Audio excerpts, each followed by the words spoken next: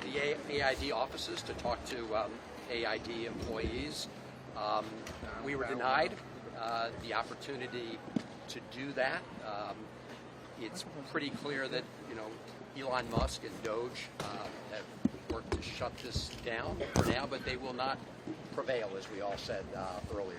We will make sure that in Congress we do everything to stop this illegal action, and we're working with attorneys as we speak to make sure that this illegal action doesn't go forward.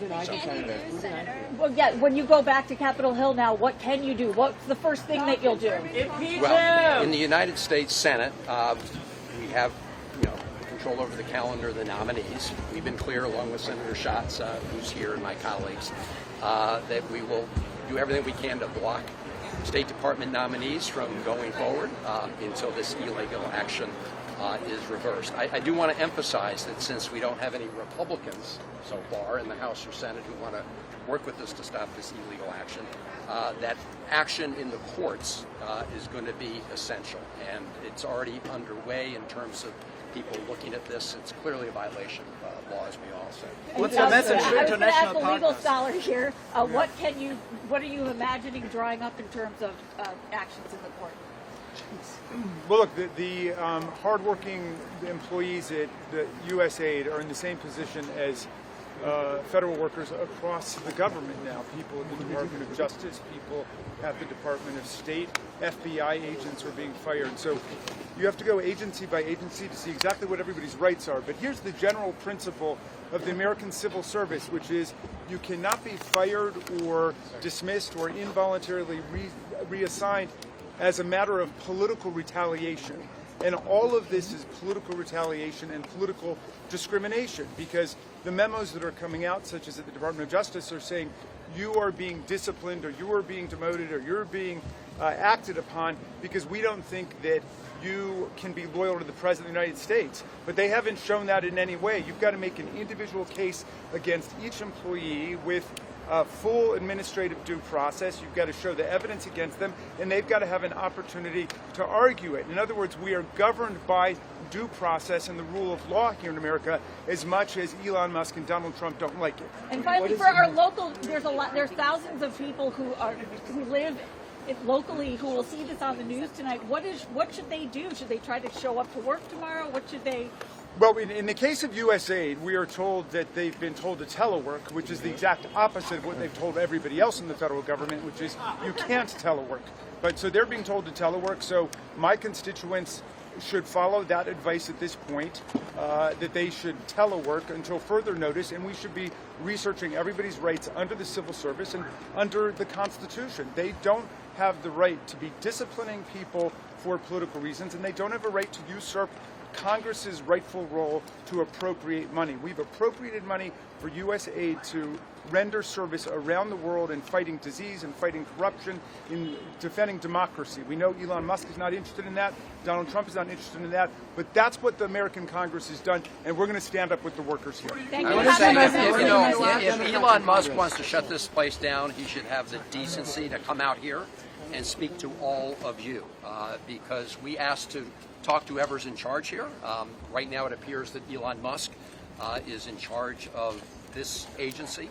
And I want to underscore a couple things my colleague said. There are two sets of important laws that they're breaking. One is due process rights for federal employees, right? Because they want to replace a merit-based civil service with one filled with political crumbs, right? They're going to try to replace 50 to 60,000 people who are based on what they know and their expertise with people based on who they know, Donald Trump and Elon Musk. The other is the issue of trying to shut down an agency which was established under law, and that is totally against a variety of statutes, and there will be legal proceedings filed to stop them from essentially undoing AID. If they want to do that, they come to Congress, they make a proposal, we vote on it. I can assure you that change that they're trying to do here illegally would not get through the United States Congress. So they should. In the meantime, what's being done to keep What's the that? disabilities? Repeat what happened inside. Oh, they're asking.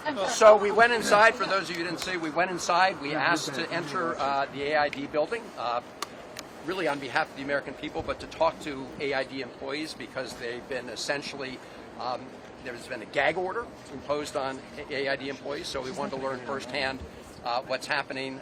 We were denied entry based on the order that they received from Elon Musk and Doge, which just goes to show that this was an illegal power grab by someone who contributed $267 billion to the Trump effort in these elections. They also referred us to the State Department to answer further questions, as if USAID had already been rolled into the State Department, which has not happened and requires an act of Congress to do. Well, while you all are message working to on these legal Democrats in proceedings, Congress? what's being done in order to safeguard federal workers' rights at this point in time?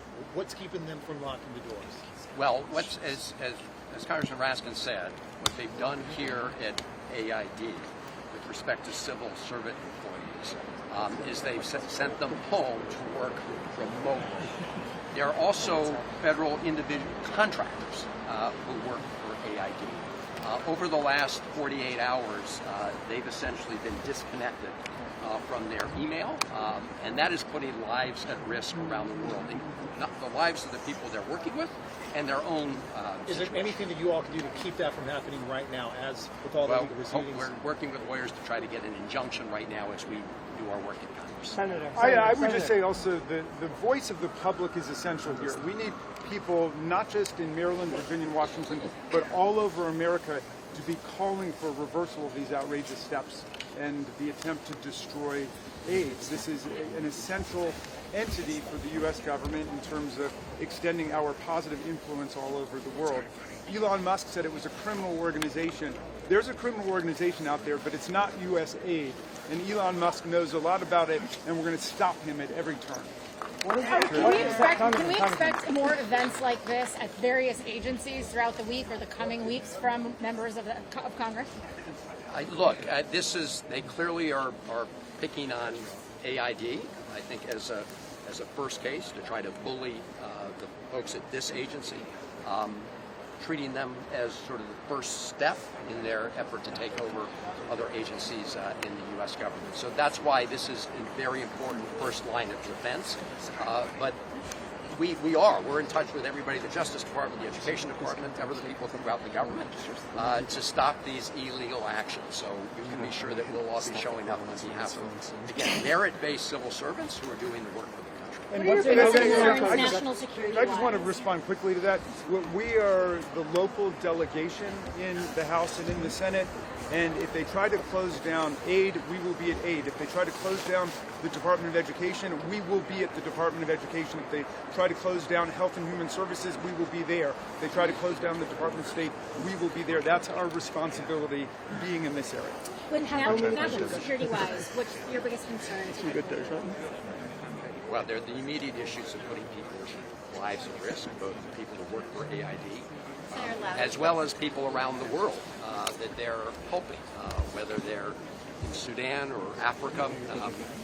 China's news service already put out a notice about how what we're doing is harming public health in parts of Africa. So clearly, again, feeding into China's narrative about an unreliable United States of America. Look, AID, as we said, is very much part of our overall foreign policy and national security efforts. And so hurting AID hurts our country, hurts people around the world, and it benefits our adversaries. What are those actions? What should they do? What are you calling on the American people to do? Well, I'm very cheered that the USAID workers are speaking out about this, although there's an illegal, unconstitutional gag order against them, which is completely in violation of the First Amendment. It's outrageous that an administration which pretends to support freedom of speech is telling its own workers that they cannot speak. But I'm proud of the USAID workers who are speaking out today. I'm proud of the contractors, and I'm proud of everybody in the community who is standing in solidarity with the workers at USAID. What about the international? What is your message? Thank you all for being here, and again, thank the folks who work for AID and do wonderful work on behalf of our country. Thank you.